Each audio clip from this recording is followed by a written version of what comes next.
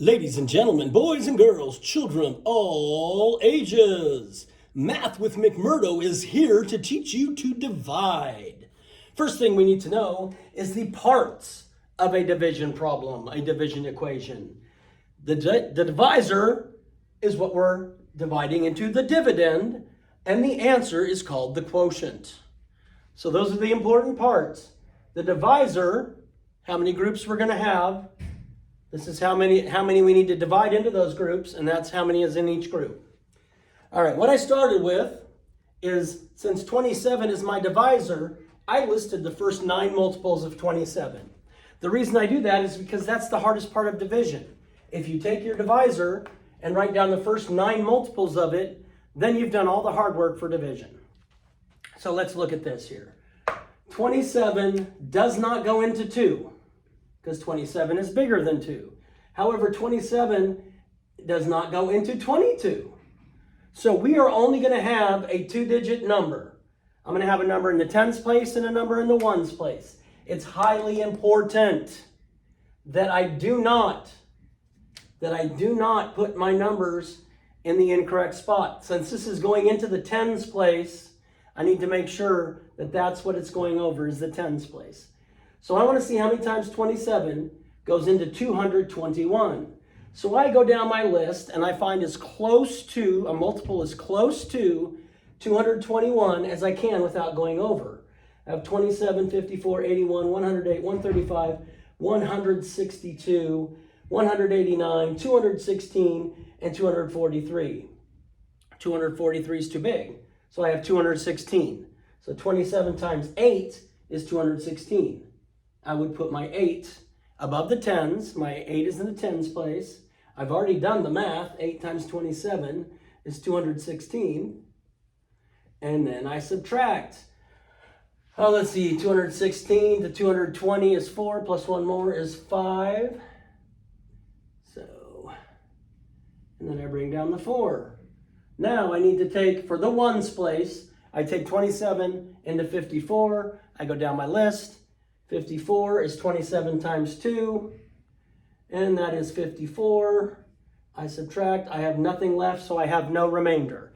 If I were going to check my work, because I care about my work and I want to get it right, I'd have the divisor multiplied by the quotient. That dot means you multiply by the quotient. And if I had a remainder, I would add that, and that's going to equal my dividend. So that would equal 2,214. So if I multiply 82 times 27, as long as I did that part right, I should get 2,214. Guess who's back again? McMurdo's back. Tell a friend. We're going to have 228 divided by 27. We always say the dividends first. 228 is what's being divided into 27 different groups. 228 divided by 27.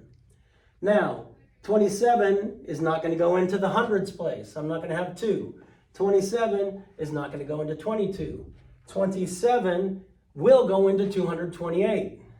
So I'm going to have a 1-digit quotient. I'll probably have a remainder, but it's a 1-digit quotient.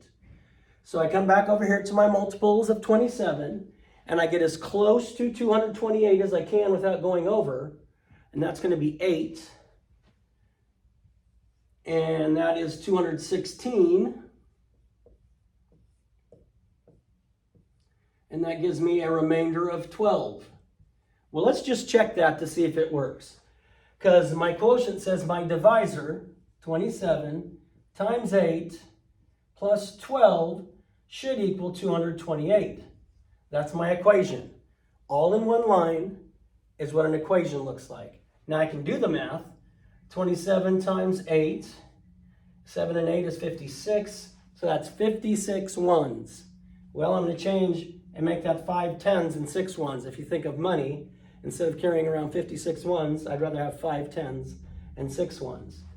Now I have 8 times 2 tens, which is 16 tens, plus another 5, which is 16, 17, 18, 19, 20, 21.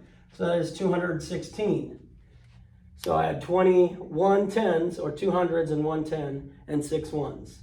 Okay, but then it says here I have to add the remainder.